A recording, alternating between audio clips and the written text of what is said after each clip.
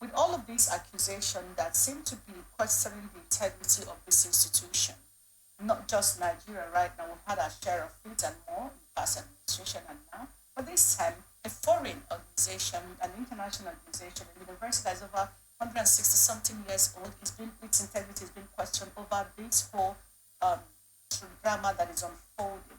So the big question then is shutting down their X account due to the pressure and not coming out is okay now with Tinubu's lawyer herself saying that there was an error from the university on that certificate that was issued to Tinubu and made by the clerk, the school clerk. Is this not enough for the university to actually make a comprehensive statement on what is? Well, again, it would depend on what you mean by a comprehensive statement. The request I think that was made to the university was, did you ever have a student by the name of Bola Ahmed Tinubu as an alumnus at the university? And I guess the university responded, which was quoted in that report, to say, yes, a certain Bola A. Tinubu. A could be for Ahmed, but a certain Bola A. Tinubu was a student between 1977 and 1979. So I think that would have laid the matter to rest. But the president himself has also not been quite helpful to his own cause.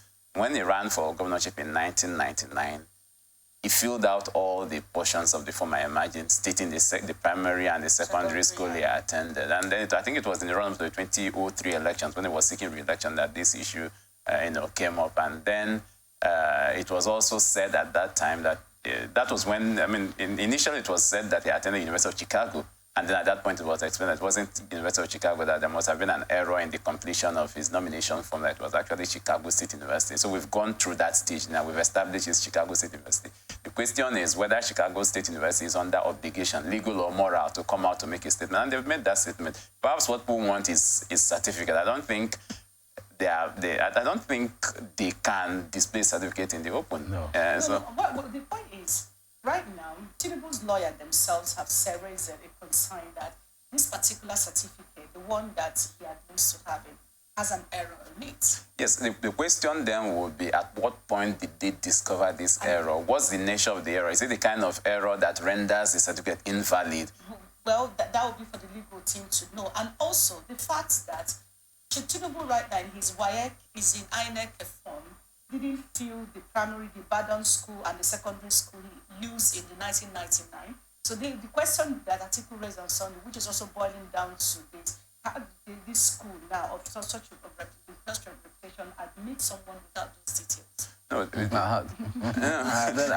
I think it's up to, I don't know if INEC insists that. Again, I don't know if INEC would insist that he has to provide all of those things. Basic qualification. I'm not even looking at it from the angle of INEC or Nigeria. We're already used to this mess and all, but I'm looking at it from the school in itself.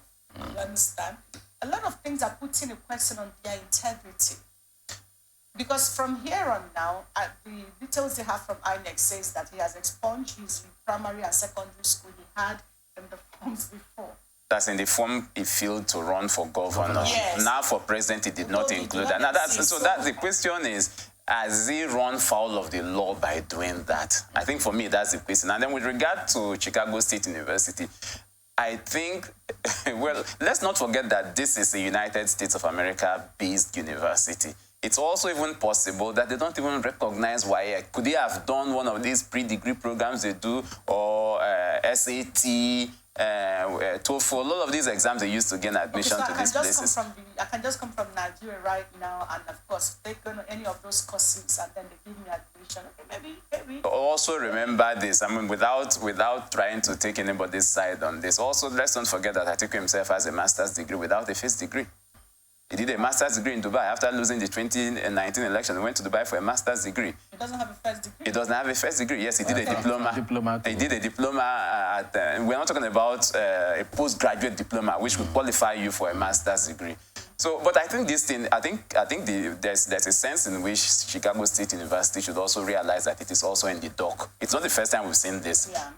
In 1999, there was this allegation against Alesu Buhari, who claimed to have attended Toronto University. Toronto came and then and then that matter ended there. Yeah. I would expect Chicago State to borrow a leaf from the book of... it also depends on the character of the persons that are involved. Salisu immediately admitted.